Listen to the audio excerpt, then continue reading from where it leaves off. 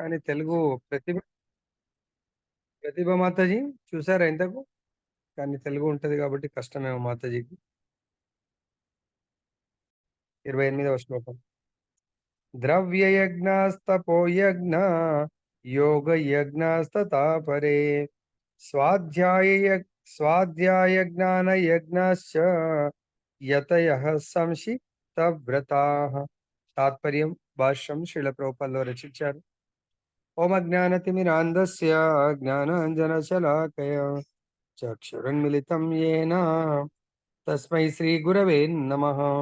నమో విష్ణుపాదాయ కృష్ణప్రేష్ఠాయ భూతలే శ్రీమతే భక్తిస్వరూపదామోదర స్వామినితి నామినే. నమో విష్ణుపాదాయ కృష్ణప్రేష్ఠాయ భూతలే శ్రీమతే భక్తి వేదాంత స్వామినితి నామినే. నమస్తే సరస్వతీ దేవీం గౌరవాణి ప్రచారిణే నిర్విశేష శూన్యవాది పాశ్చాత్య దేశతారిణి.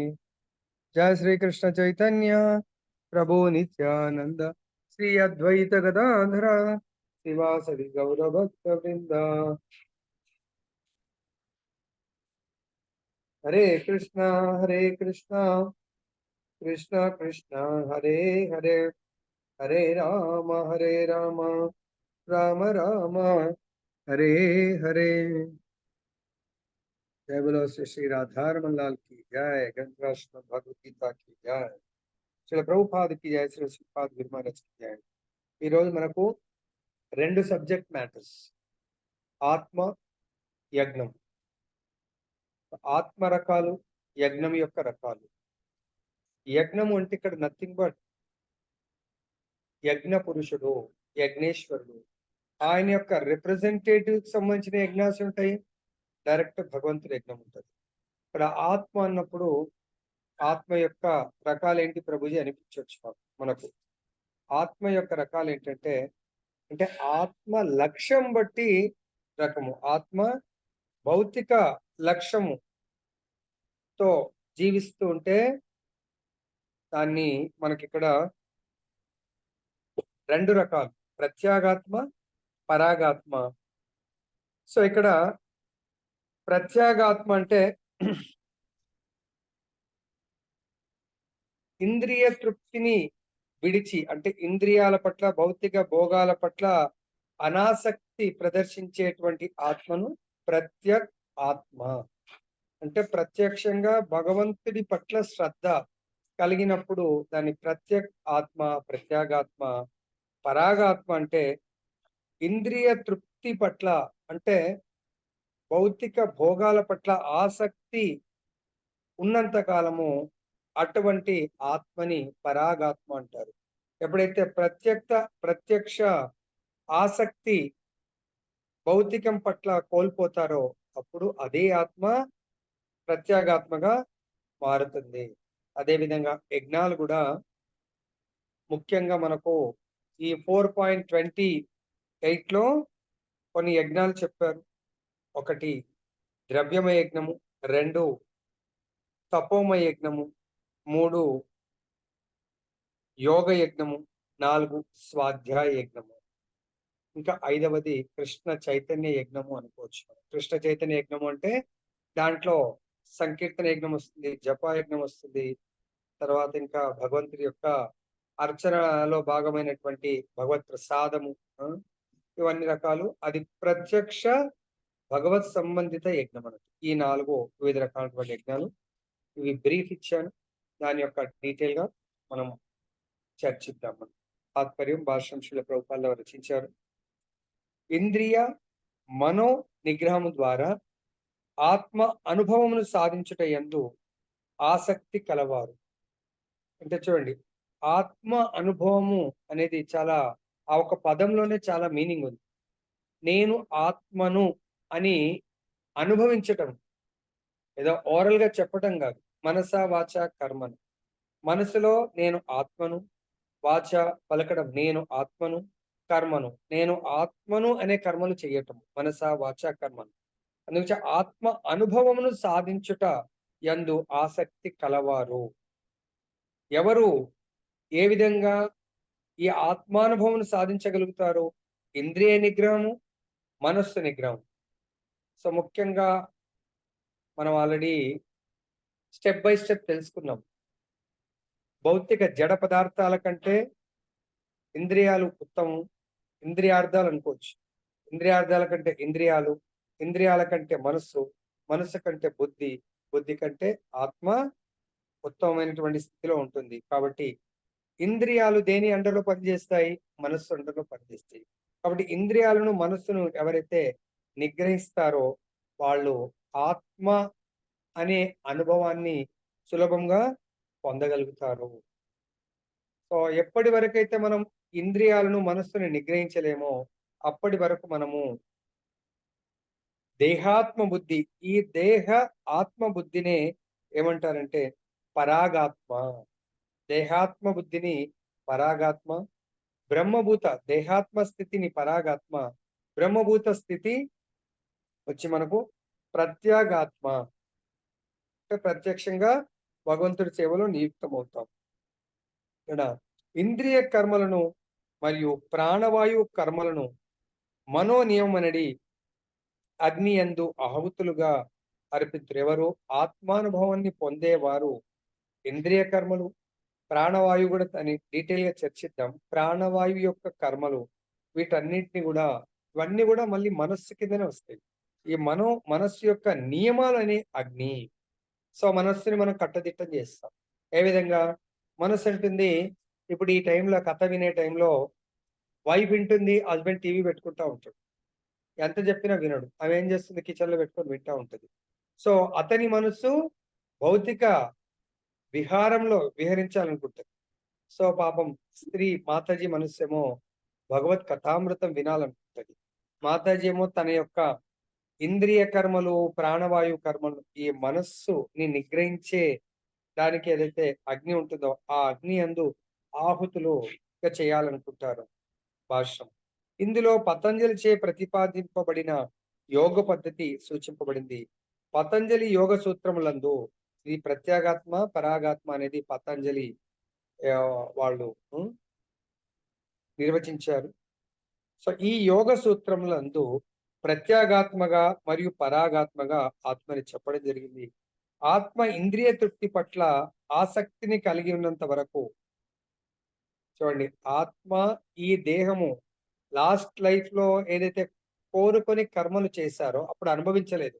ఆ కర్మ ఫలాలను అనుభవించడానికి సపోజ్ ఎగ్జాంపుల్ మనకు ఇంటి దగ్గర ఇంటి అంటున్నా రోడ్ చౌరస్తాలో రెడ్ లైట్ సేమ్ ఉంటుంది, పేపర్ మాత్రం కలర్ పేపర్ రెడ్ పేపర్ ఉంటుంది. రెడ్ పేపర్ దేనికి? ట్రాఫిక్ అంతా ఆగిపోవాలి. సో గ్రీన్ ట్రాఫిక్ వెళ్ళాలి. ఇక్కడ కూడా మనము తామసిక కర్మల్ని అనుభవించాలి అని రాసి పెట్టింది ఉందనుకోండి. తామసిక కర్మలు అంటే లేజినెస్, అంటే సోమరితనము, తర్వాత వాళ్ళు భగవంతుడి పట్ల కానీ దేని పట్ల కానీ ఇంట్రెస్ట్ ఉండదు. సో ఎక్కువ కూడా వాళ్ళకు నిద్ర, సోమరితనము. సో ముఖ్యంగా వాళ్ళు ఈ తామసిక గుణం ఉన్న వాళ్ళు ఫుల్గా తినాలా, ఫుల్గా పడుకోవాలా, ఫుల్గా ఎంజాయ్ చేయాలి అని అనుకుంటా ఉంటారు. కష్టపడడం తక్కువ వాళ్ళకు. సో కాబట్టి అటువంటి కోరికతో కర్మలు చేశారు లాస్ట్ లైఫ్. భగవంతుడు మరి ఇప్పుడు నేను నిద్రపోవాలంటే నాకు నిద్రనే రావట్లేదు అనుకోండి, నా శరీరము నిద్రని ఇవ్వట్లేదు అంటే పోవట్లేదు, అప్పుడు లాభం లేదు. ఆ కోరిక ఉన్న వాళ్ళకు ఎప్పుడు చూసినా క్లాస్ వింటుంటే కూడా నిద్రపోతా ఉంటారు. చాలా మందిని అబ్జర్వ్ చేస్తూ ఉంటారు. క్లాస్ లో ముందర కూర్చుంటారు, నిద్రపోతూ ఉంటారు. ఈ క్లాస్ అంతా జోలపాట్లాగా అనిపిస్తూ ఉంటుంది. కొన్నిసార్లు మీరు కూడా మొబైల్ పెట్టుకొని సోఫాలో కూర్చుంటే నిద్రపోతూ ఉంటారు. అప్పుడు పేరు పిలిస్తే ఇట్ట దేరుకుంటా ఉంటారు. ఏం చెప్పారు, ఏం చెప్తాం గురువు గారికి? సైలెంట్ ఉంటారు. అందుకొంచెం మ్యూట్ ఆన్ చేయరు. ఎందుకంటే క్వశ్చన్ అడిగింది, దానికంటే ముందు ఏమీ వినలేదు మనం. ఆ క్వశ్చన్ కూడా వినలేదు, ఏం చెప్పగలుగుతారు? ఏమీ చెప్పలేదు. సో కాబట్టి ప్రత్యాగాత్మ, పరాగాత్మ. పరాగాత్మ అంటే ఈ భౌతిక భోగాల పట్ల చాలా ఆసక్తి ఉంటుంది. భౌతిక భోగాలంటే మనందరికీ తెలుసు, ఈ శరీరాన్ని చాలా సుఖ పెట్టడం. మనము చాలాసార్లు ఏం చేస్తాం? యాజ్ ఏ పేరెంట్స్ మనం చాలా కష్టపడతాం. ఎవరి శరీరాన్ని సుఖపెట్టాలనుకుంటాం? మా పిల్లలు మనం చాలా చిన్నప్పటి నుంచి కష్టపడుతున్నాం. ఇప్పటికి కూడా నేను కష్టపడతా. కానీ నా పిల్లలు మాత్రం నాలా కష్టపడతారేమో. వాళ్ళొచ్చారే ఇక్కడికి శరీరాన్ని కారుందండి. షోరూమ్‌లోకెళ్ళి తెచ్చాం. చాలా కష్టపడి కార్‌ని కొన్నాను. కానీ నేను చాలా ప్రేమిస్తాను కార్‌ని. కారు ఆ వీల్స్ మాత్రం ఇంత కూడా అరగొద్దు టైర్‌లు. అరగకున్నా కూడా దాని లైఫ్ దాన్ని వాడకపోతే అవి పాడైపోతే తీసి ఎక్స్‌చేంజ్ చేయవలసిందే. బ్యాటరీ అస్సలు వాడొద్దండి. బ్యాటరీ 15 రోజులు, నెల రోజులు వాడకపోతే డౌన్ అయిపోతుంది. సో, కాబట్టి దయచేసి గుర్తుపెట్టుకోండి.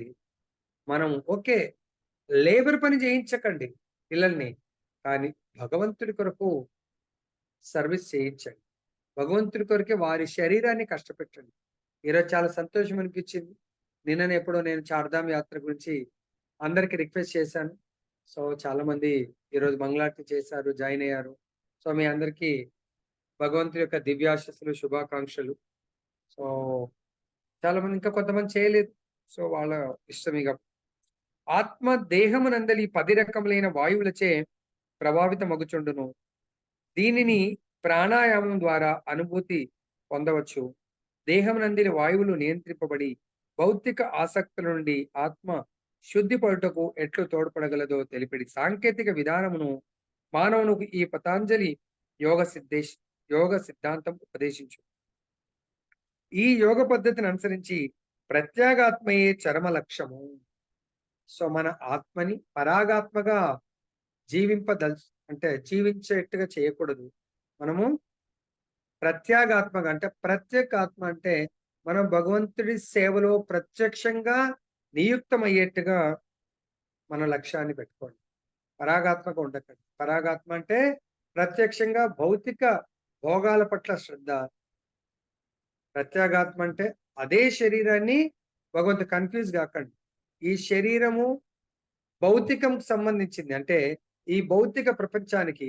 కాబట్టి జనరల్‌గా తల్లి గారిని ప్రేమించే కూతురు ఎంత ఉన్నా ఓల్డ్ ఏజ్ వచ్చినా తన అన్న, తమ్ముళ్ళను, తల్లిదండ్రులు ఉంటే వాళ్ళని చాలా ప్రేమిస్తుంది. వాళ్ళ దగ్గర పోకున్నా ప్రేమైతే ఉంటుంది. వాళ్ళు పెట్టినా, పెట్టకున్నా ప్రేమ ఉంటుంది.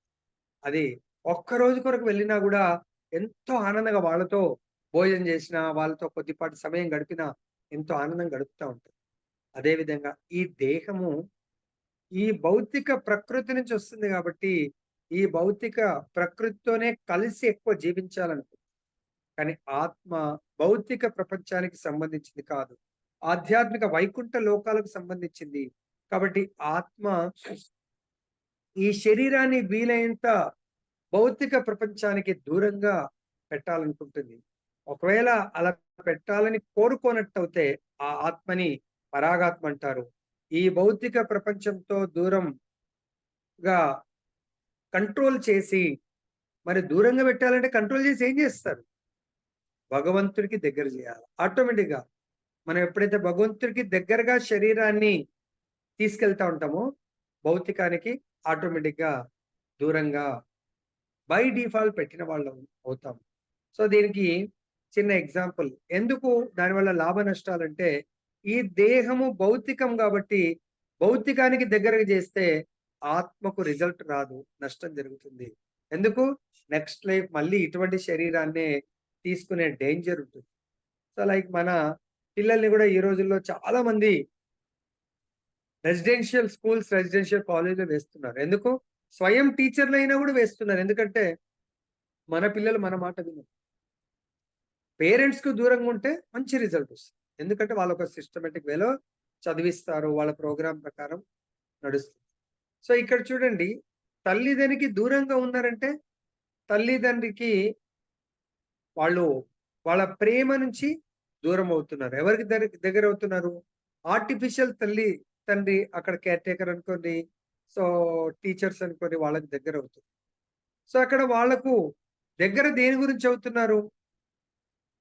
తన నెక్స్ట్ లక్ష్యాన్ని సాధించడాని కొరకు. సో, ఇక్కడ గూడా దయచేసి గుర్తుపెట్టుకోండి. మనం భౌతికము చాలా క్లోజ్ తల్లి, తండ్రిలాగా చాలా ప్రేమించినట్టు కనబడుతుంది.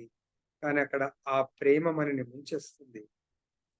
సో, మనము ఆ ప్రేమ ఏం చేస్తుంది? చాలా ఫెసిలిటీస్ కల్పిస్తా ఉంటుంది. ఆ ఫెసిలిటీస్ మనని భౌతిక బంధనాల్లో ముంచేస్తుంది. ఎవరైతే ఈ భౌతిక ఫెసిలిటీస్ కు దూరంగా ఉంటారో, సపోజ్ వాళ్ళు దాన్ని ఏమంటారు? హౌస్ సిక్ ఏదో అంటారు. వెళ్ళి మళ్ళీ నెల రోజులకేదో లీవ్ ఇస్తారు. మళ్ళీ తల్లిదండ్రుల దగ్గరికి వెళ్తారు. సో, అలా వెళ్ళినప్పుడు నేను వెళ్ళా అది ఇది అంటారు కొన్నిసార్ల. అయినా కూడా తల్లిదండ్రులు ఏం చేస్తారు? లేదు లేదు వెళ్ళు. మాకు దూరంగానే ఉండు అని చెప్తారు. అదే విధంగా ఇక్కడ మనం కూడా మనం చూస్తున్నటువంటి ఈ భౌతిక ప్రపంచం మనకు తల్లిదండ్రిలాగా అనిపిస్తా ఉంటుంది. కానీ దయచేసి ఈ ఆర్టిఫిషియల్ ఈ భోగాలకు దీనికి దగ్గరైనమంటే మనం నిజమైన లక్ష్య సాధనకు చాలా చాలా దూరంగా ఉండాల్సొస్తుంది. నెక్స్ట్. ఈ యోగ పద్ధతిని అనుసరించి ప్రత్యేగాత్మయే చరమ లక్ష్యము. అట్టి ప్రత్యేగాత్మ భౌతిక కర్మ నుండి విరమింపబడును. సో, కాబట్టి పరాగాత్మ ఎన్నో జన్మలు పరాగాత్మగా జీవించాం. అంటే భౌతిక కేవలం ఆహార నిద్ర భయమైతునుంచ. ఆహారం తినడానికి జీవించాము. తర్వాత నిద్రించడానికి ఎలుగుబంటిలాగా జీవించాము. మైథున సుఖము పావురంలాగా. పిజన్ రోజుకు 70-80 సార్లు మైథున సుఖాన్ని అనుభవిస్తుందంట. సో, ఆ విధంగా కూడా ఎన్నో మనము జన్మలను అనుభవించాము. కాబట్టి అది పరాగాత్మ పరాగాత్మగా. కానీ ఇప్పుడైనా మానవ జన్మ వచ్చిన తర్వాత ప్రత్యేగాత్మగా జీవించడానికి ప్రయత్నం చేయండి.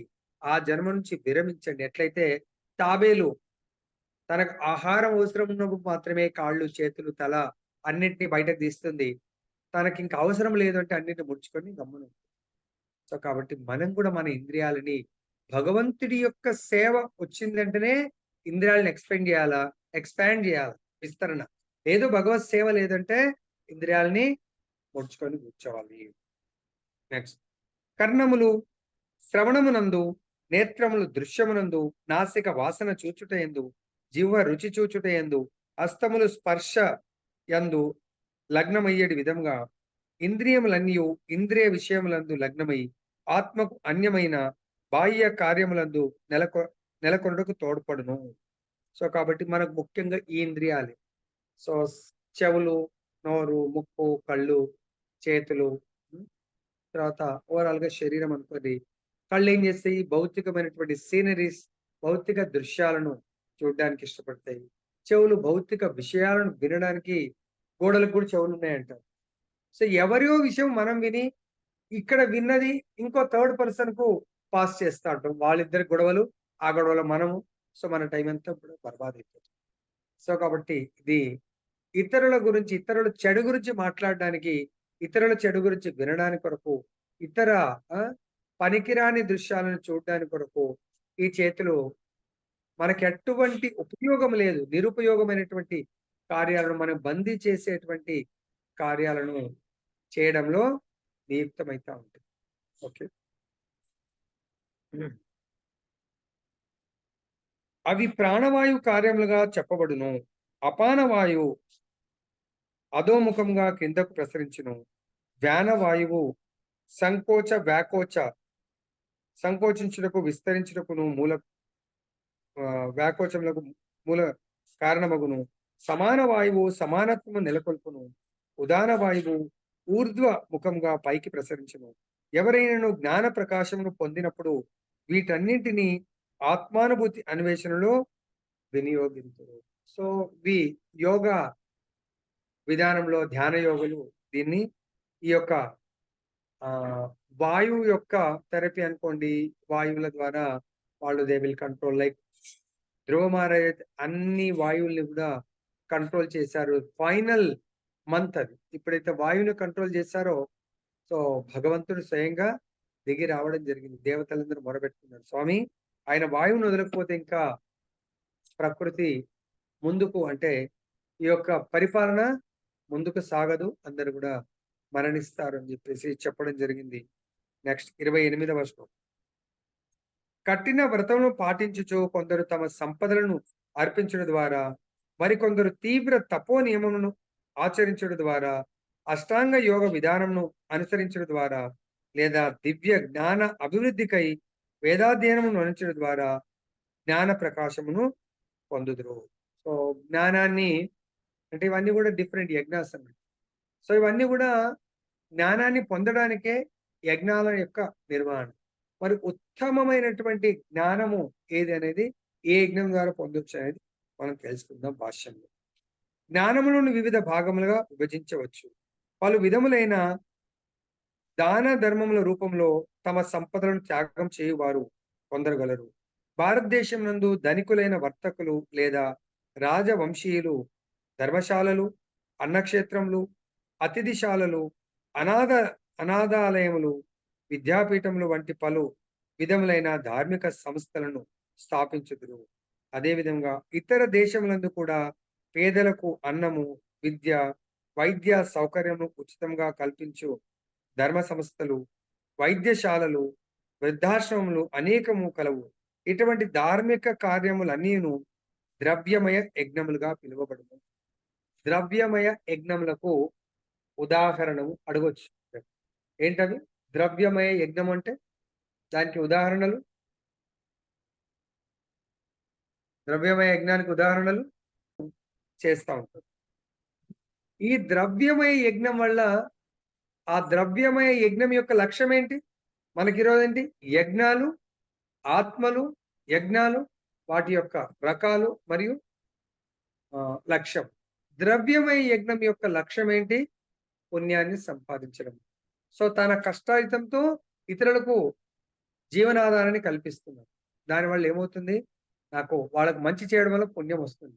పుణ్యం వల్ల ఏం జరుగుతుంది? What benefit you will get with పుణ్య లోకాలకు వెళ్తాం. అనంతమైనటువంటి పుణ్యలోకాలు ఉన్నాయి, ఎన్నో లోకాలు ఉన్నాయి. ఆ లోకాల్లో ఎక్కడో ఒక దగ్గర మన పుణ్యానికి తగ్గట్టుగా మనకు కదా EAMCET rank, JEE mains rank బట్టి మనకు అటువంటి కాలేజీలో ఆ సీట్ వస్తుంది. అలానే ఈ పుణ్యమైనటువంటి కార్యం వల్ల మనకు అటువంటి పుణ్యలోకంలో పుణ్యం యొక్క ఫలితాన్ని అనుభవించే అవకాశం వస్తుంది. అదేవిధంగా నెక్స్ట్ చూస్తాం మనం. మరికొందరు ఉన్నత జీవన ప్రాప్తి కొరకు లేదా ఉన్నత లోకంలో ఉద్ధరింపబడుట కొరకు చంద్రయానము మరియు చాతుర్మాస్యం వంటి పలు రకములైన కఠిన వ్రత నియమములను, తపస్సులను స్వచ్ఛందంగా స్వీకరించురు. ఈ విధానములందు నియమ నిబంధనలతో కూడిన జీవితమును గడుపుట కొరకు తీవ్ర వ్రతములను అవలంబింపవలసి వచ్చింది. ఉదాహరణకు చాతుర్మాస్య దీక్ష యందు మానవుడు 4 నెలలు జూలై నుండి అక్టోబర్ గడ్డమును తొలగించుకొనుడు, కొన్ని రకముల ఆహార పదార్థాలను భుజింపక ఏకభుక్తముండును, గృహమును విడిచి వెళ్ళడు. ఇట్టి జీవిత సుఖము త్యాగము చేయునటువంటి తపోమయ యజ్ఞములుగా పిలువబడును. మొదటిది ద్రవ్యమయ యజ్ఞము, తన సంపాదనతో ఇతరులకు మేలు చేయటము. రెండవది ఇంకా సంపాదన అసలు అవసరం లేదు, ఖర్చే ఉండదప్పుడు, అది తపోమయ యజ్ఞం, తపస్సు యజ్ఞం. ఆ తపస్సులో ముఖ్యంగా మనము గౌడీయ సాంప్రదాయంలో ఉన్న వాళ్ళము చాతుర్మాస్య దీక్ష చేస్తాం. 4 నెలలు దీక్ష. సో లాస్ట్ టైం కూడా మరి ఏ డేట్ లో వచ్చిందో, లాస్ట్ టైం ఎప్పుడు వచ్చింది, డేట్ ఉందా? ఇదే మనకు జూలైకి ముందు వచ్చిందా లాస్ట్ టైం? ఈసారి కూడా నెక్స్ట్ ఇంకో 2 months అయితే ఇది స్టార్ట్ కాబోతుంది. సో ఇప్పుడు కూడా చాతుర్మాస్య వ్రతం అంటే 4 నెలలు ఉంటుంది. ముఖ్యంగా మనము ఈ 4 నెలల్లో మొదటి నెల దేన్ని బంద్ చేస్తాము? ఫస్ట్ మంత్ ఆకుకూరలు ప్రభుజీ. ఫస్ట్ మంత్ ఆకుకూరలు మానేస్తాం, ఎటువంటి ఆకుకూరలు తిన్నాం. రెండవ మంత్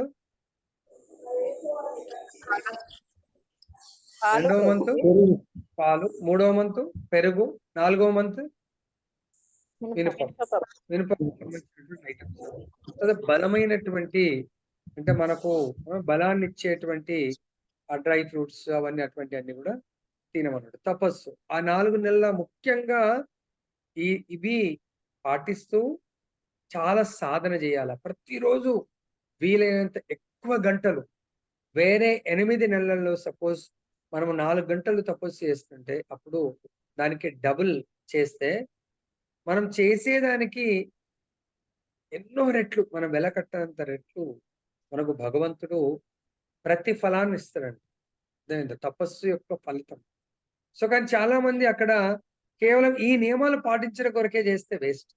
మనకు భగవంతుడు ఏమన్నాడు? తపస్సు అనే పదము ఏ అధ్యాయం, ఏ శ్లోకంలో వస్తుంది? మనకు తపస్సు చేస్తూ ఉంటాం. కదా! నిన్నటి భాగవతంలో వచ్చిందనుకుంటా భగవద్గీతలో. సో, కొన్ని దేవతల తపస్సు వాళ్ళకు సేవించడం వల్ల మనకు కొన్ని ఫలితాలొస్తాయని జెప్పేసి. కానీ భగవంతుని సేవించడం అన్ని ఫలితాలు భగవంతుడు ఇవ్వగలడు. కాబట్టి తపస్సు ఏదైనా చెయ్యాలనుకుంటే చాతుర్మాస్యంలో ఇందాక చెప్పినవి తపస్సు గాని, యజ్ఞం గాని, జపం గాని కేవలము ఆ కృష్ణ భగవానుడిది. ఏకో మంత్ర తస్య నామాని అని భగవంతుని మంత్ర జపం చేయండి. కర్మాప్యేకం తస్య దేవస్య సేవ. ఆ దేవాది దేవుడి యొక్క కర్మ చేయండి. చాతుర్మాస్య వ్రతంలో వీలైనంత ఎక్కువ ఇప్పుడు దయచేసి 1 రౌండ్, 2 రౌండ్ చేసేవాళ్ళు ఆ చాతుర్మాస్యం ప్రారంభం నుంచి ఫస్ట్ డే నుంచి నా రిక్వెస్ట్ మీ అందరికీ సో చేతులెత్తి దండం పెట్టి చెప్తున్నాను. ఈ ఇయర్ అందరు కొత్త వాళ్ళందరూ పాతోళ్ళైతే చేస్తున్నారు. కొత్త వాళ్ళందరూ ఇప్పటి నుంచే మెంటల్‌గా ప్రిపేర్ అవ్వండి. డే 1 నుంచి కృష్ణుడికి వేడుకోండి. శక్తినిచ్చేది ఆయన్నే. 16 మాలలు తప్పకుండా చేయండి. న్యూ కమర్స్ ఓల్డ్ వాళ్ళు 16 చేసేవాళ్ళు 32, 32 చేసేవాళ్ళు అట్లా. సో, అట్‌లీస్ట్ డబుల్ చేయండి. 16 చేసే మరీ ఎక్కువ అంటే కూడా రిటైర్డ్ వాళ్ళు వీలైనంత 50, 64 అలా ఒక సాధనలాగా చేయండి. అద్భుతమైన రిజల్ట్ వస్తుంది. ప్లస్ ఎవరైతే దయచేసి ఇప్పటివరకు ఇంకా నాన్ వెజ్ గాని, ఇంకా ఎల్లిపాయ మానని వాళ్ళు చతుర్మాస్యల మాత్రం మిమ్మల్ని పదే ప్రాధేయపడుతున్నాను. డే 1 నుంచి ఆ 4 నెలలు ఒక దీక్ష అనుకోని మీరు కంప్లీట్‌గా మీ ఇంట్లో ఎవ్వరు చుట్టాలు రాని, బంధువులు రాని, ఈ ఒక్కసారి మీరు ప్రయత్నం చేయండి. చతుర్మాస్య దీక్ష. ఊహించని ఫలితం రాకపోతే మీరు చూడండి ఇంకప్పుడు. మన భక్తులే ఉన్నారు ఎంతోమంది మీకు. ఎలాంటి పరిణామం జరిగిందనేది. వాళ్ళు ఇంకా లైఫ్‌లో ఈ లైఫు హైయెస్ట్ లైఫ్ వాళ్ళ జీవితంలో. నెక్స్ట్ గూడా అద్భుతమైన ఈ శరీరంతోనే అద్భుతమైన రిజల్ట్ చూస్తున్నారు. నెక్స్ట్ శరీరం మనకి ఎలాంటిదొస్తుందనేది మనకే తెలుస్తుందండి. ఎవరైతే ఎక్కువ సాధన చేస్తారో అంతిమ గడియల్లో ఫ్యామిలీకి చెప్పుకుంటూ టాటా బాయ్ బాయ్ నేనెళ్ళిపోతున్నాను ఆనందంగా. ఎందుకు? అద్భుతమైన ప్రమోషన్ జరగబోతుంది. ఇంక బాధ అనేది ఉండదు. దుఃఖం ఉండదు. వెల్ ప్రిపేర్ అయిన వాళ్ళు అమ్మా నేను ఉంటానా? ఉండాలనేది ఉండదంట. కృష్ణ ఒకటే అడుగుతాడంట. కృష్ణ నువ్వు ఇంకా నాకిక్కడ ఏదన్నా సేవ ఉంది అంటే ఈ శరీరాన్ని కంటిన్యూ చెయ్యి. ఇంకా ఇక్కడ నాకేం సేవ లేదు అంటే, సో నువ్వు ఎక్కడ సేవ ఉంటే అక్కడ నన్ను పంపించేసేయి. అప్పుడేం చేస్తాడు కృష్ణ? ఓకే. ఇక్కడ ఈ శరీరంతో ఉన్న భవబంధాలన్నిటిని కూడా టాటా బాయ్ బాయ్ చెప్పేసి ఆనందంగా చెప్పేసేయి. So okay. You can salute and I am going to give wonderful life somewhere అని చెప్పేసి మనకు ఇండికేషన్ వస్తుంది. ఉత్తమ భక్తులకు. దాని కొరకే నిన్న ఒక గురువుగారి దగ్గర ఒక లెక్చర్ వింటాను. అది మన్ చెప్పానో లేదో తెలీదు. సందర్భం వచ్చింది కూడా చెప్తున్నాను. తపో యజ్ఞం వల్ల ఎటువంటి ఫలితం అంటే భగవంతుడి కొరకు తపస్సు చేస్తే వస్తుంది. ఆయన చాలా ఉత్తమ భక్తుడు. సో, బాబాజీస్ అందరూ కూడా వాళ్ళని మనం కాలిక్యులేట్ చేయలేం. ఉత్తమ భక్తుల్ని మనము మన ఈ భౌతిక ఇంద్రియాలతో, భౌతికమైనటువంటి బుద్ధితో దయచేసి కాలిక్యులేట్ చేయడానికి ప్రయత్నం చేయకండి. వాళ్ళని ఓకే. అర్థం చేసుకోకుంటే పర్వాలేదు. అపార్థం మాత్రం చేసుకోకండి. వాళ్ళ యొక్క యాక్షన్స్ తర్వాత వాళ్ళ యొక్క మాటని ఓకే. వదిలేయండి. మీకు నచ్చలేదు వదిలేయండి గానీ, వాళ్ళ పట్ల అపరాధం చేయకండి. ఎందుకంటే వాళ్ళ స్థితి, వాళ్ళు మాట్లాడుతున్న వాళ్ళ యాక్షన్స్ అంతా గూడా వాళ్ళంతా భగవంతుడి మూడ్‌లో ఉంటారు. అటువంటి ఆ బాబాజీ సో, నారదుడిలాగా ఒక్క చోట గూడా ఒక్కరోజు గూడా ఉండేవాడు కాదట. మాట ఒకటి, 2 అలా చెప్తారు. సో, ఆయనెప్పుడు దేశ సంచారం చేసుకుంటూ, భగవంతుడి ప్రచారం చేసుకుంటూ తిరుగుతా ఉంటాడు. ఆయన యొక్క కమండలం ఏముండదు ఆయన. ఒక జస్ట్ కమండలం, ఒక జోలె ఉంటుంది. కమండలం వెయిటే దాదాపు 3-4 లీటర్ల వాటర్ పడతది. అంత పెద్ద కమండలాన్ని తీసుకొని దేశ సంచారం చేస్తూ, ప్రచారం చేస్తా ఉంటాడట ఆయన. అలా ఆయన చాలా నిష్టగా భగవంతుడి నామం చేస్తా ఉంటాడు. కానీ చాలా కోపం ఎక్కువంట. సో, ఎవ్వరికీ కూడా మంచి ఆశీర్వాదం ఇవ్వడంట. ఎవరన్నా వచ్చి ఆయన దగ్గరికి బాబాజీ ఈరోజు నా బర్త్‌డే ఉంది. నన్ను చల్లగా ఆశీర్వదించండి. అప్పుడు ఆయన ఒకటే అంటాడట. "నువ్వు నాశనం అయిపో" అంటాడు. తర్వాత ఇంకొకళ్ళు గురువుగారు మాది పెళ్లి రోజుంది. భార్యాభర్తలొచ్చి మమ్మల్ని ఆశీర్వదించండి. మీరు సర్వనాశనం అయిపోండి." ఆయన నోటి నుంచి నాశనము, సర్వనాశ్ ఇవే వస్తా ఉంటాయంట. ఒకసారి వచ్చిన వాళ్ళు ఇంకోసారి వెళ్ళాలంటే భయపడతా ఉంటారంట. ఏందబ్బా ఇలా అంటుందని చెప్పేసి. అప్పుడు అలా తిరుగుతూ, తిరుగుతూ ఆయన ఒకసారి ఒక ఊర్లో 100 ఇయర్స్ ఏజ్‌లో ఒక ఊర్లో ఒక ఫ్యామిలీ దగ్గర ఒకరోజు ఉన్నారు. అప్పట్లో నేను చెప్పేది చాలా రోజుల కింద. అయితే ఆయన పొద్దున పూట కాలకృత్యాల కొరకు చాలా దూరం వెళ్తాడు. ఆ మెయిన్ రోడ్ ఎంబడి నడుచుకుంటూ వెళ్తుంటే ఏదో వెహికల్ వచ్చిందని చెప్పేసి కొంచెం ఇలా పక్కకు రోడ్డు దిగి నడుస్తా ఉంటే చూసుకోలేదు. పెద్ద గుంత తవ్విందంట. ఆ గుంతలో పడిపోతాడంట. గుంతలో పడిపోతే కాలిరిగిపోయింది. ఎక్కలేకపోతున్నాడు. ఈ ఇంటి వాళ్ళు అందరూ ఊరోళ్ళందరూ గూడా చాలా ఫేమస్ ఆయన బాబాజీ. అంతా వెతుక్కుంటూ, వెతుక్కుంటూ పోతే ఆ గుంతలో పడి ఉన్నాడంట. మొత్తానికి కష్టపడి లాగి, తీసి ఇంటికి తీసుకొచ్చి సో, ఆయనకు చలో చలో ఎడ్ల బండి అప్పుడు. ఎడ్ల బండి కట్టండి బాబాజీని హాస్పిటల్ తీసుకెళ్దామంటే ఆయన ససేమిరా ఒప్పుకోలేదట. హాస్పిటల్ వద్దు. హాస్పిటల్‌లో ఆయన 100 ఇయర్స్ అప్పుడు గూడా తన ఫుడ్ తను చేసుకుంటూ భగవంతుడికి భోగ్ సమర్పించి తినేవాడు. హాస్పిటల్ ఫుడ్ నేను తినలేను. వాళ్ళు ఎవరు పడితే వాళ్ళు నన్ను ముట్టుకుంటూ ఉంటారు. నేను అక్కడ ఉండలేను. లేదు బాబాజీ మీకు మళ్ళీ కాలు ఇదవుతది అది ఇది అంటే, మీరు నన్ను ఇలా ఫోర్స్ చేసి హాస్పిటల్ తీసుకొని వెళ్ళాలనుకునేవాళ్ళు. అలా నన్ను నేను ఓల్డ్ ఏజ్ అని చెప్పేసి తీసుకొని వెళ్ళాలనుకుంటే, మీరు నన్నెవరైతే హాస్పిటల్ తీసుకెళ్ళాలనుకుంటున్నారో అందరూ సర్వనాశనం అయిపోని అనంటాడు. ఇంకా వాళ్ళు అరే ఇదేంటి? ఎందుకంటే మహాత్ముల యొక్క వచనాలు నిజంగా జరుగుతాయేమో అని జెప్పేసి భయపడిపోయి వాళ్ళు విత్‌డ్రా జేసి ఇంక అక్కడే వదిలేసి ఎళ్ళిపోతారు. వాళ్ళు గూడా పాపం 1, 2 మొత్తమే బెడ్ రిడెన్. ఇంకా ఆయన్ని పోషించలేక ఆయనకు అడుగుతారంట స్వామీజీ మరి మిమ్మల్ని ఎక్కడ వదిలిపెట్టండి అంటే, ఆయన ఈ రాజస్థాన్‌లో ఒక ప్లేస్ ఉంటది. అక్కడ తన శిష్యుడుంటాడు. కానీ శిష్యుడు అప్పటికే చనిపోయాడు. వాళ్ళ పిల్లలున్నారు. అక్కడ వదిలిపెట్టండి అంటే తీసుకెళ్ళి అక్కడ వదిలిపెడతారు. అక్కడెళ్ళిపోయి 1, 2 రోజులుంటాడు, 3 రోజులుంటాడు. కానీ ఈయన బిహేవియర్ ఎలా ఉంది? ఎవ్వరిని గూడా అసలు ఎంత సేవ జేస్తున్నా చాలా క్రోధంతో ఉంటాడు. అసలు ఎవ్వరికి కూడా ఆయన నోటి నుంచి మాట వస్తేనే నువ్వు నాశనం అయిపో అంటాడు. వాళ్ళు గూడా భయపడిపోతారు. పాపం వాళ్ళు టైం ఎక్కువ కేటాయించి బెడ్ రిడెన్ గదా! కంపల్సరీ ఒక అటెండెంట్ ఉండాల. ఉండలేకపోతున్నారు. అప్పుడు ఆయనకర్థమైంది ఇంక వీళ్ళు గూడా నన్ను సేవించలేరని. అప్పుడంటాడు ఈయననే నన్ను బృందావనంలో పలానా ఆశ్రమానికి తీసుకెళ్ళండి. నేనింక అక్కడే ఉంటాను అని జెప్పేసి చెప్తారు. ఆ ఆశ్రమము అప్పుడు చిన్న బాలుడిలాగా ఉండేనండి. ఒక మహారాజు గారు. ఇప్పుడు చాలా ఫేమస్ ఆ మహారాజు గారు. సో, ఆయన వాళ్ళ గురువుగారు ఈ మహారాజు గారొచ్చింది అంటే ఈయన చాలా పెద్దోడు ఏజ్‌లో. వాళ్ళ గురువుగారు ఈయన కాడికొచ్చి చిన్నోడే. మహారాజు వస్తే చాలా ఆనందపడ్డాడంట. చూడండి ఎవరైనా బెడ్ రిడెన్ కాలిరిగిపోయి ఇంకా శాశ్వతంగా ఆయనకు రాదు. అటువంటి ఆయనను పట్టుకొని సేవ చేయడానికి చాలా ఆనందపడతా ఉన్నాడు. చాలా సంతోషంతో రిసీవ్ చేసుకొని సో, ఆయనకు ఈ చిన్న అబ్బాయిని సేవకు పెడతాడంట. అప్పుడు ఆయన సేవ చేస్తూ ఒకరోజు ఇట్లనే ఆ అబ్బాయిని గూడా చాలా కోపంతోని తిడతా ఉన్నాడంట. అప్పుడు గురువుగారి దగ్గరకొచ్చి గురువుగారు నాకు ఎలా అర్థం చేసుకోవాలో తెలుస్తలేదు. ఆయన ప్రతీదీ ఒక్కసారి గూడా మంచిగా మాట్లాడవు. ప్రతీదీ సేవ చేసినా తిడుతున్నాడు, చేయకున్నా తిడుతున్నాడు. ఇలా ఉందేంటి గురువుగారంటే, సో నీకు తెలియదు. మరి అంత మహాత్ముడు గదా! ఆయనకెందుకు భగవంతుడు ఇలాంటి కష్టాన్నిచ్చాడు గురువుగారు. ఆ! మీరే అంటున్నారు ఆయన గురించి అంత పొగుడుతా ఉన్నారు. మరి ఆయనకింత కష్టం ఇవ్వడం ఏంటి గురువుగారంటే, అది ఆయన అదృష్టము కొరకు భగవంతుడు ఆయన గొప్ప అదృష్టవంతుడు గాబట్టి, ఆయనకు భగవంతుడు అటువంటి వరాన్నిచ్చాడు. కాలిరిగిపోవటము. ఎందుకు? ఆయనకు గాదు. ఆయన కంటే ఎక్కువ మనం అదృష్టవంతులము. ఆయనకు మన దగ్గర ఒక్క రోజు కంటే ఎక్కువ ఉండబట్టి ఏ రోజు ఉండలేదు. మనం ఏమన్నా ఆయనకి సేవ చేసి, మన జన్మ సార్థకత జేసుకోవాలని మనం అనుకుంటే, ఏ సింగిల్ డే కూడా మనకు ఆయన అవకాశం ఇవ్వలేదు. ఇలా వచ్చి అలా వెళ్ళిపోయేవాడు. ఇప్పుడు మనందరి జన్మ చరితార్థం అవుతుంది. సార్థకత అవుతుంది. ఆయన పండిట్ అని పండిట్ నువ్వు నీ జన్మ ధన్యం జేసుకో ఆయనకు సేవ చేస్తూ అని. సో, అప్పుడు అంటే అటువంటి ఉత్తమ భక్తులు బెడ్ రిడెన్ ఏంటంటే వాళ్ళ ప్రారబ్ధ కర్మ గాదు. ఇతరులను ఉద్ధరించడానికి కొరకు. అప్పుడు ఆయన సేవ చేస్తూ, చేస్తూ చాలా రోజులయిపోయింది. దాదాపు 4 ఇయర్స్ అయిందంట.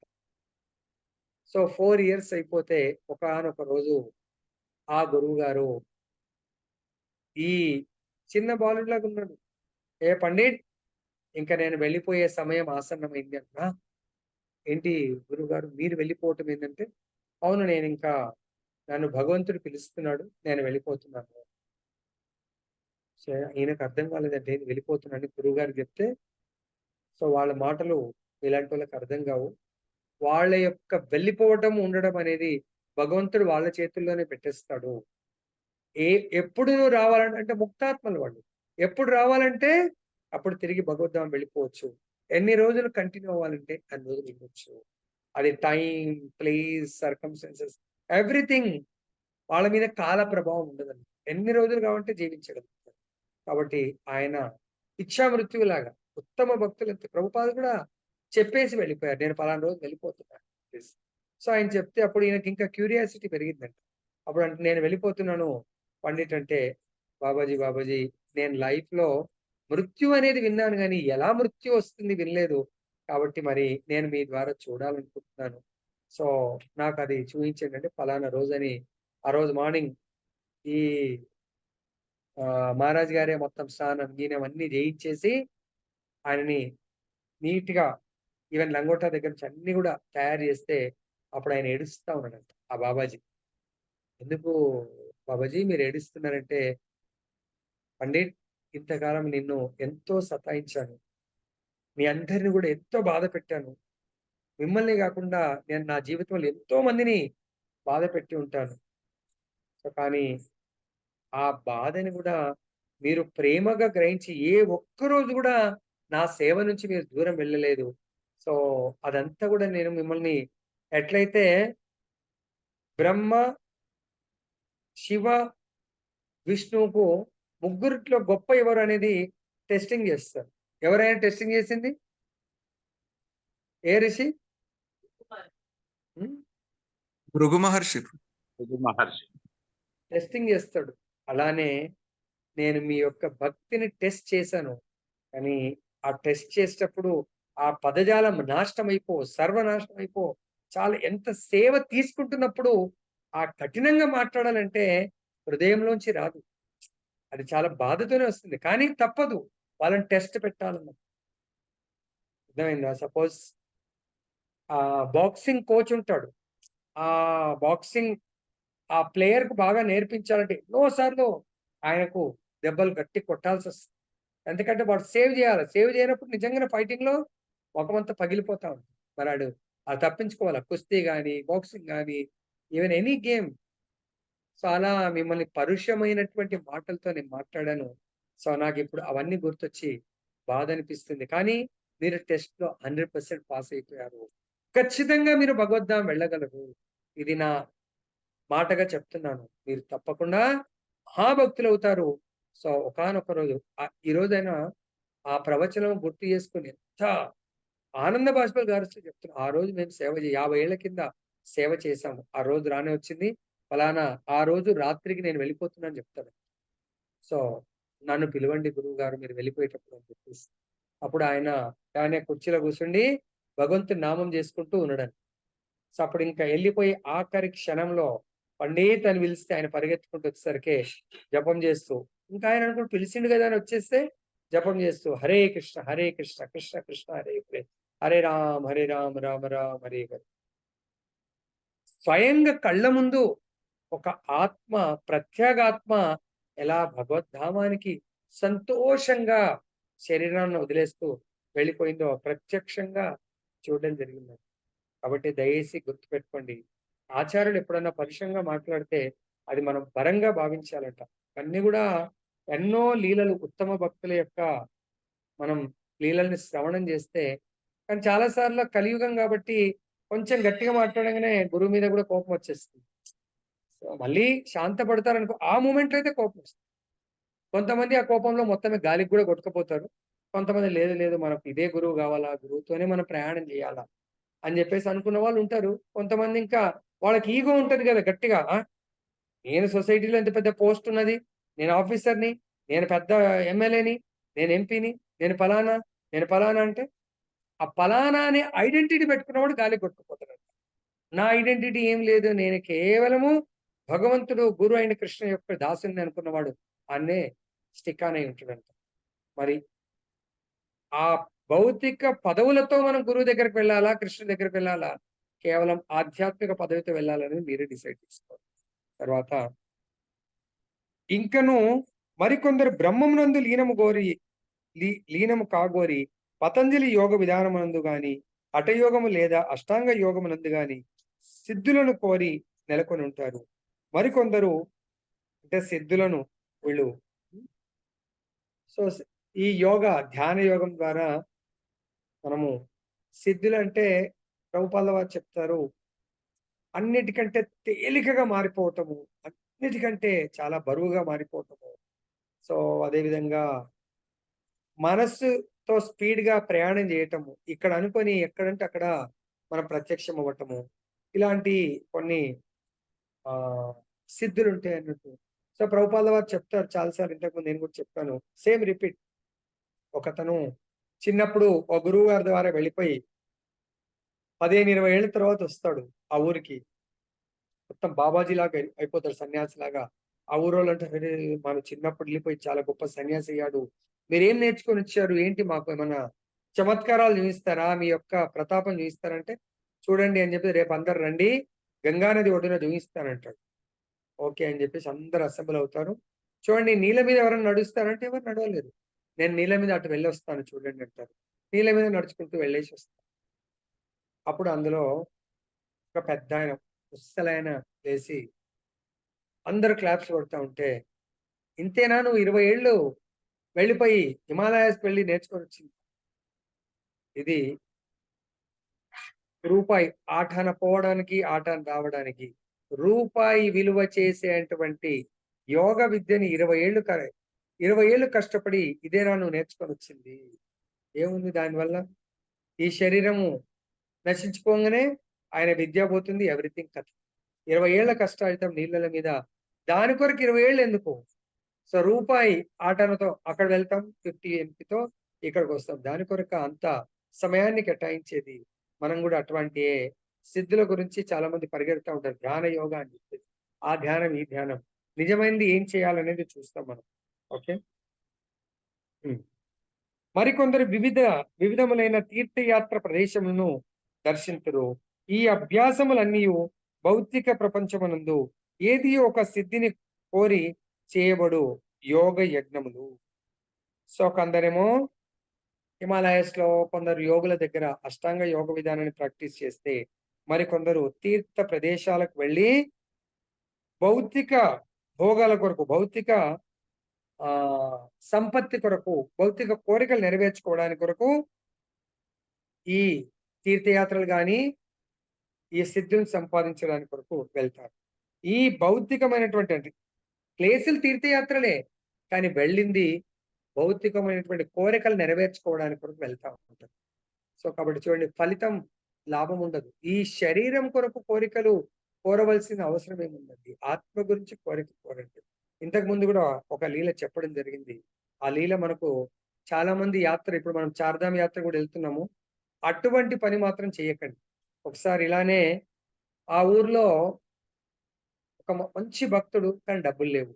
ఆయన ఒక సావుకారి దగ్గరికి వెళ్ళి, సేట్ దగ్గరికి వెళ్ళి, అయ్యా నేను తీర్థయాత్ర వెళ్ళాలనుకుంటున్నాను, ఆ తీర్థయాత్రకి ఏమన్నా డబ్బులు ఇవ్వండి అంటే, ఆ సేట్ లే నా దగ్గరనే డబ్బులు లేవు, నేను ఎక్కడ ఇస్తానని పంపించేస్తారు. అప్పుడు వాళ్ళ కొడుకు కూడా ఉంటాడు, పరమ లోభి అనండి, పిసినారి ఆయన, ఇన్ఫ్లోనే ఉండాలి, అవుట్లో వెళ్ళొద్దు అనుకుంటాడు ఆయన. అయితే వాళ్ళ కొడుకు తర్వాత కొడుకున్నప్పుడు వెళ్తే ఆయన అంటాడు, లేదు లేదు, నీ టికెట్ నేను స్పాన్సర్ చేస్తాను, నీకు కావలసిన ఖర్చు అంతా మా నాన్నని తీసుకొని వెళ్ళండి. మా నాన్న ఇంట్లోంచి షాప్లోంచి వెళ్ళక మొత్తం పరమ లోబిగా మారుతున్నాడు, జీవితం అంతా దుర్భరంగా మార్చుకున్నాడు, భగవత్ చింతన లేదు అని చెప్పేసి చెప్తే, సరే తీసుకెళ్తాను. అప్పుడు వాళ్ళ నాన్నని అతి కష్టంతో ఒప్పిస్తాడు.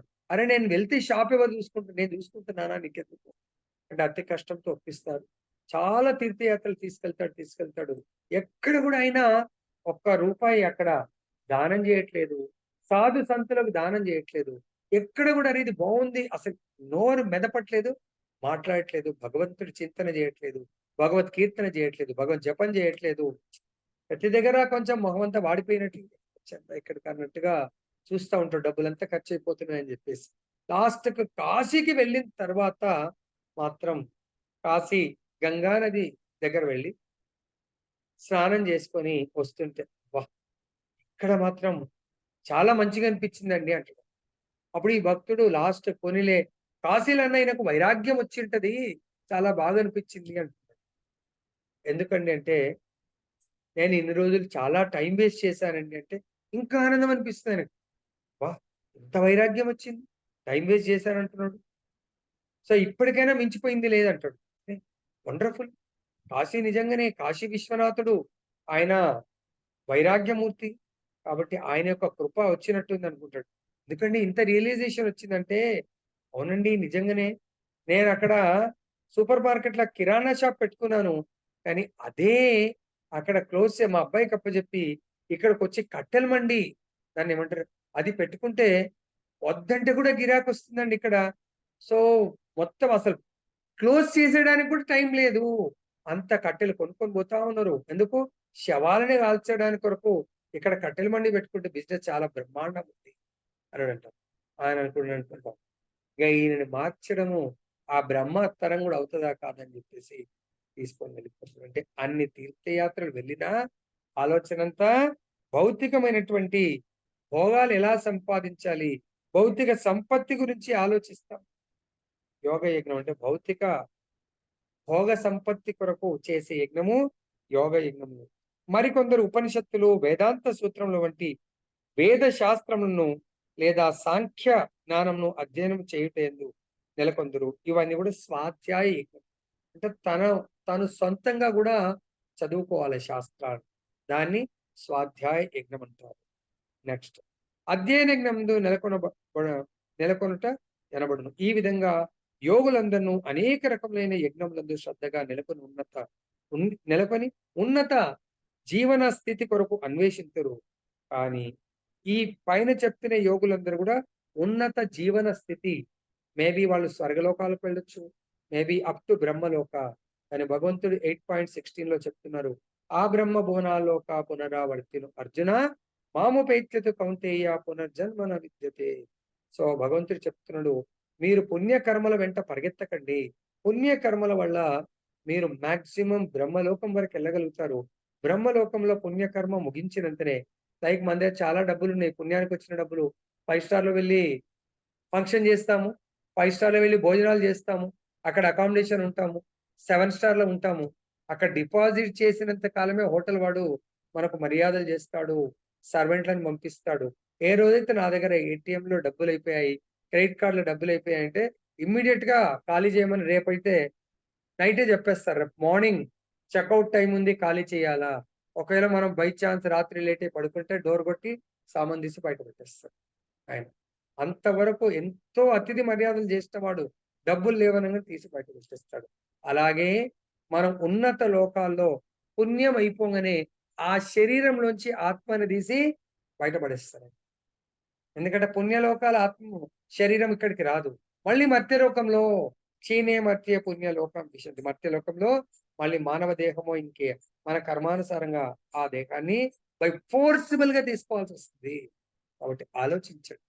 నెక్స్ట్ కానీ భగవానుని ప్రత్యక్ష సేవయై ఉన్నందున కృష్ణ చైతన్యం అనున్నది వీటికి భిన్నమైంది.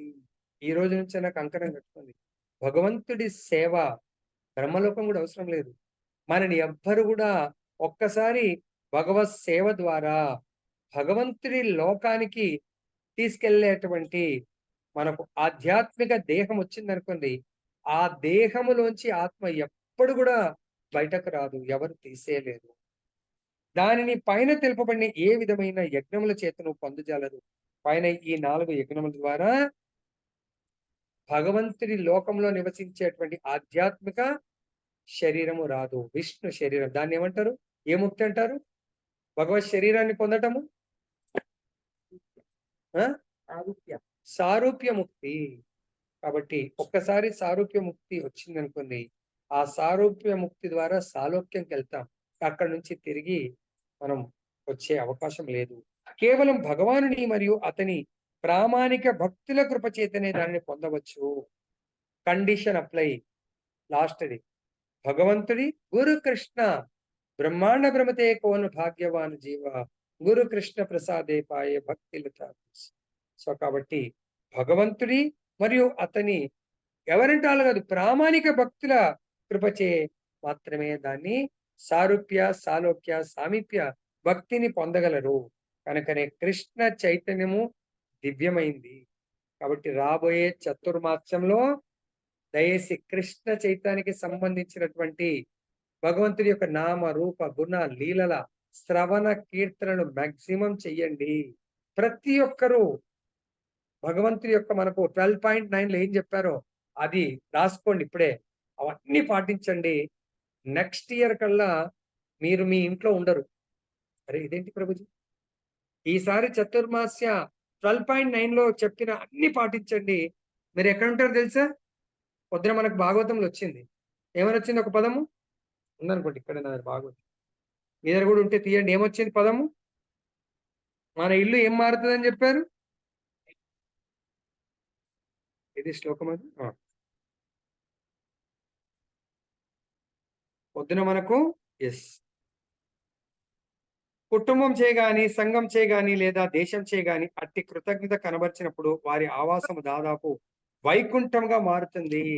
ఈసారి దయచేసి మీరందరూ కూడా ఇప్పటి నుంచే ప్రిపేర్ అవ్వండి చతుర్మాస్య కొరకు. ఇప్పుడు అన్ని కూడా ఫెస్టివల్స్ మనకు ఈ జూన్ తర్వాత మనకు దాదాపు జూలై నుంచి అన్ని ఫెస్టివల్స్. ఫస్ట్ రథయాత్ర వస్తుంది, దాని తర్వాత బలరాం పౌర్ణమి వస్తుంది, దాని తర్వాత కృష్ణాష్టమి వస్తుంది, తర్వాత రాధాష్టమి వస్తుంది. అలా మళ్ళీ కార్తీక మాసంలో కూడా ఎన్నో ఫెస్టివల్స్ వస్తాయి. చతుర్మాస్య మొత్తం ఫెస్టివల్స్ మాసము. ఈ 4 మాసాల్లో లాస్ట్ మాసం కార్తీక దామోదర మాసం. అది మనం చాలా పరమ పవిత్రంగా అందరము చేసుకుంటాము. మోస్ట్లీ ఈసారి దామోదర మాసం బృందావనంలో ఉండొచ్చు. సో బ్రజమండల్ పరిక్రమ చాలా అనుకున్న విధంగా అన్ని జరిగితే మనము మన ఇంటిని వైకుంఠంగా మార్చుకుందాం, దేహాన్ని వైకుంఠంగా మార్చుకుందాం, ఓ గర్భగుడిని గోలోకంగా మార్చుకుందాం, గోకుల్ గోలోకంగా సో మార్చుకొని ఆనందమయ జీవితాన్ని పొద్దున మనకు సుఖ సంతోషాలు ఈ విధమైన విధి విధానాలను పాటిస్తూ సుఖ సంతోషాలతో జీవించాలని కోరుకుంటూ ముగిస్తున్నాను. జయ బలో గ్రంథరాజ్ శ్రీమద్ భగవద్గీత की जय, श्री राधारमण लाल की जय, जगन्नाथ बलदेव सुभद्रा माई की जय, गौर निताई भगवान की जय, जगत गुरु श्री प्रभुपाद की जय, श्री